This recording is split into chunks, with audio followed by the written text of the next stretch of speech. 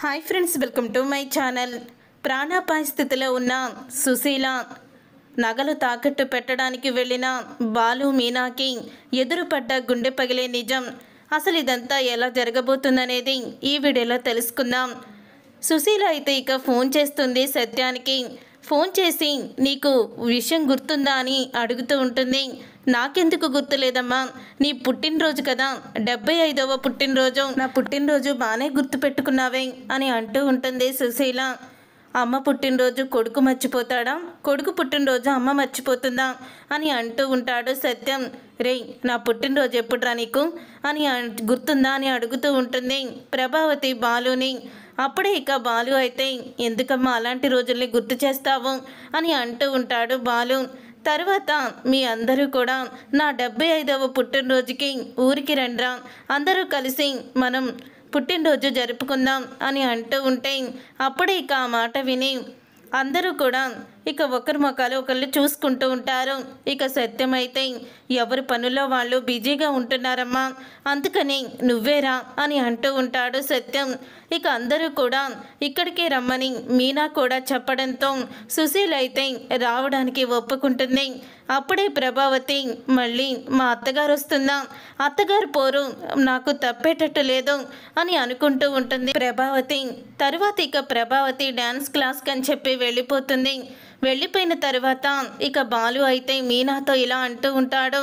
మీనా, షీలా డార్లింగ్కి పుట్టినరోజుకి బంగారపు చైను చేయించాలనుకున్నాను, కానీ ఇప్పుడు నేను చేయించే పరిస్థితిలో లేను, ఏం చేయాలో అర్థం కావడం లేదు అని అంటూ ఉంటాడు.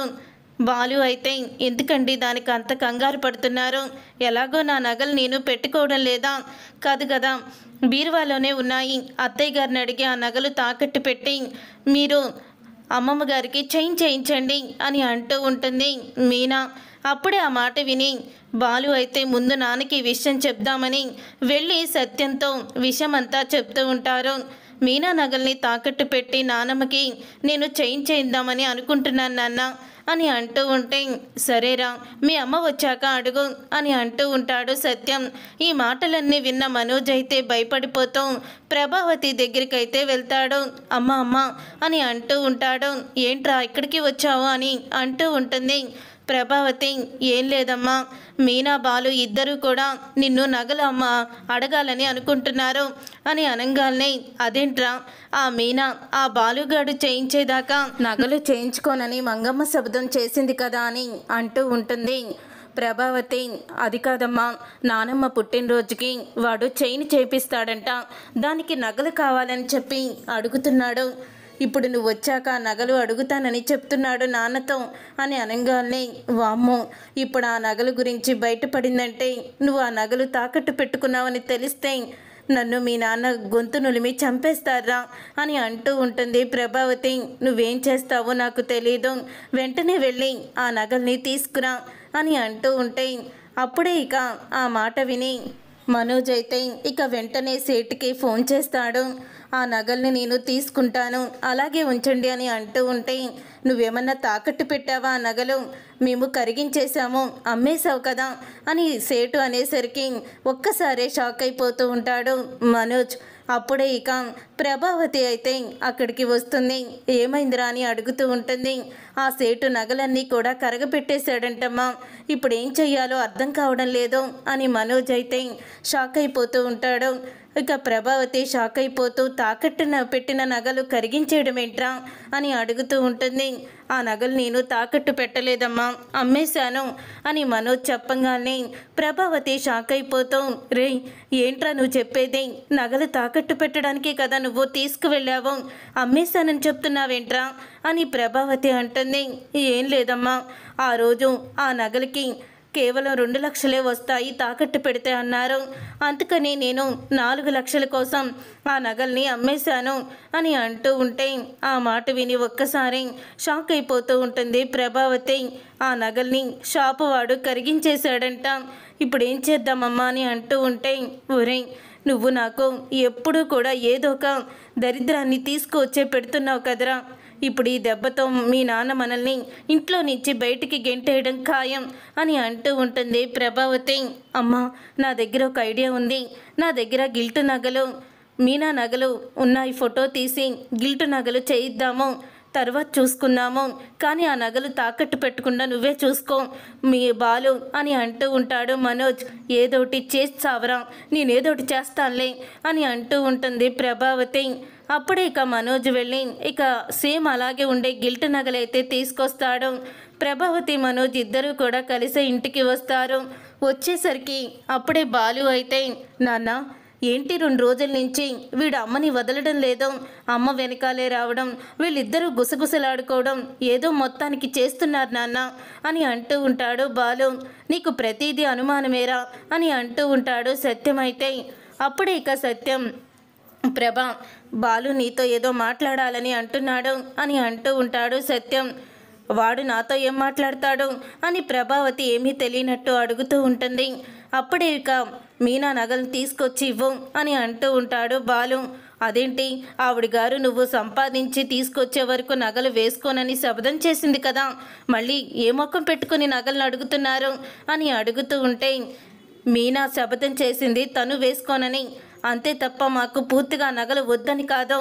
ఇప్పుడు మీనా కూడా తను వేసుకోవడానికి కాదు, షీలా డార్లింగ్ పుట్టినరోజు వస్తుంది, షీలా డార్లింగ్కి చేంజ్ చేద్దామనుకున్నాను, ప్రస్తుతానికి నా చేతిలో డబ్బులు లేవు, అందుకే ఆ నగలు బీరువాలోనే ఉంటున్నాయి కదా, తాకట్టు పెడితే డబ్బులు వస్తాయి, తర్వాత నా దగ్గర డబ్బులున్నప్పుడు వాటిని విడిపిస్తాను, నీ చేతిలోనే తీసుకొచ్చి పెడతాను అని అంటూ ఉంటాడు బాలు. రే చిన్న చైన్కి నువ్వు ఆ నగలన్నీ తాకట్టు పెట్టాలా ఏంటి, ఆ చైన్ ఏదో నేనే ఇస్తానులే అని అంటూ ఉంటుంది ప్రభావతి. ఆ మాట విని ఒక్కసారే షాక్ అయిపోతూ ఉంటాడు సత్యం. అయితే ఏం మాట్లాడుతున్నావు ప్రభా, నువ్వు మా అమ్మకి చైన్ ఇస్తావా అని అంటూ ఉంటే, అవునండి, ఆ నగలన్నీ తాకట్టు పెట్టుకోవడం ఎందుకు, ఆ నగలు బాగానే ఉన్నాయి కదా, ఆ డబ్బులేవో నేనే ఇంట్లో నాది ఒక పాత చైన్ ఉంది, ఆ చైన్ని తాకట్టు పెట్టి ఇస్తాను వీడికి డబ్బులు అంటూ ప్రభావతి అయితే చెప్తుంది. ఆ మాట విని ఒక్కసారి బాలు అయితే, నీలో ఇంత మంచితనం ఎప్పుడొచ్చింది అమ్మావతి అని అంటూ ఉంటాడు. ఇంతలో ఇక మనోజ్ అలాగే ప్రభావతి ఇద్దరు కూడా ఒకరినొకరు చూసుకుంటూ ఉంటారు. నేను చెప్పాను కదా నేను తీసుకొచ్చేస్తానని అని అంటూ ఉంటుంది ప్రభావతి. తర్వాత ఇక సుశీల అయితే అక్కడికి వస్తుంది. సుశీల రావడంతో అందరూ కూడా చాలా ఆనందపడుతూ ఉంటారు. అప్పుడే ఇక సుశీల అయితే అందరినీ కూడా చూస్తుంది. ఈరోజు నాకు చాలా ఆనందంగా ఉంది అని అంటూ ఉంటుంది సుశీల.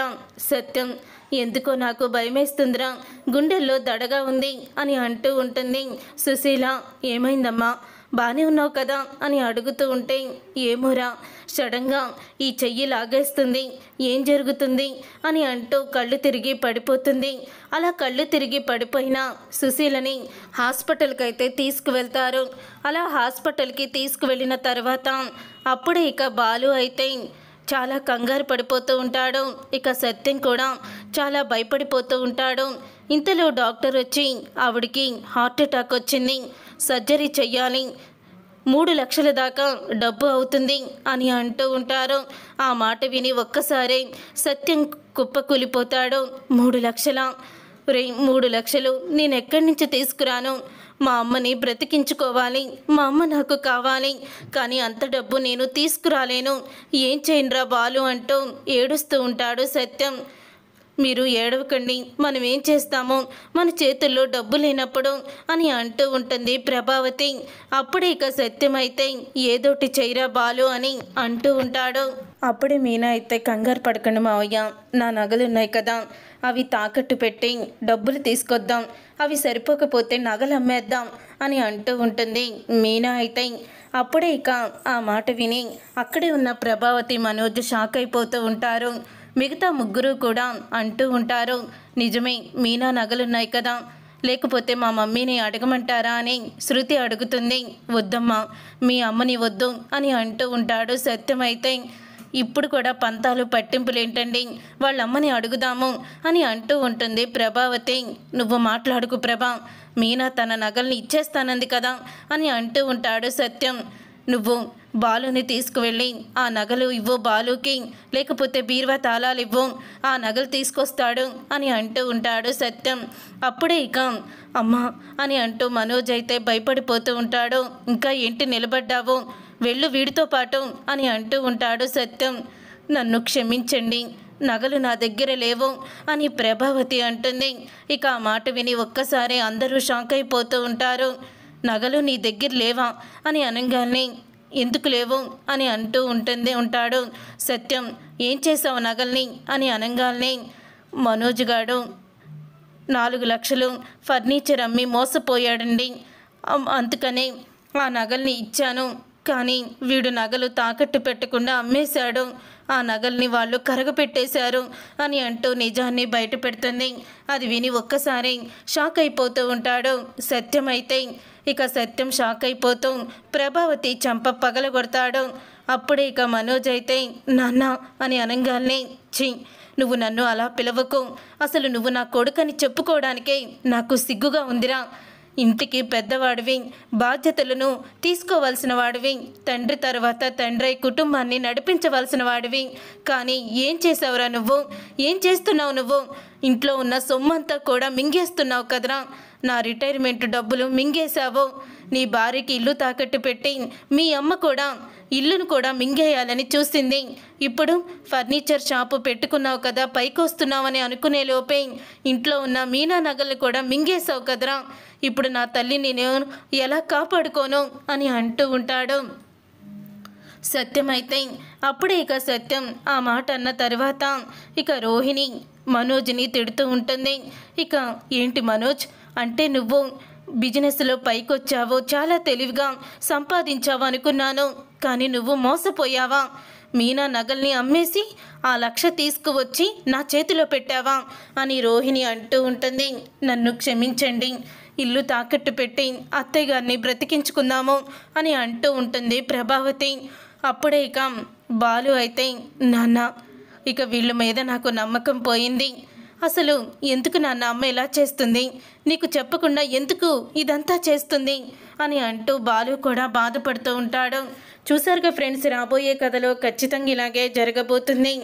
మరి ఇలాగే జరగాలని ప్రభావతి మనోజ్ నగల విషయం ఇలా బయటపడాలని అనుకునేవాళ్ళు వీడియోని తప్పకుండా లైక్ చేసి ఛానల్ని సబ్స్క్రైబ్ చేసుకొని పక్కనే ఉన్న గంట సింబల్పై ఆల్ని క్లిక్ చేయండి.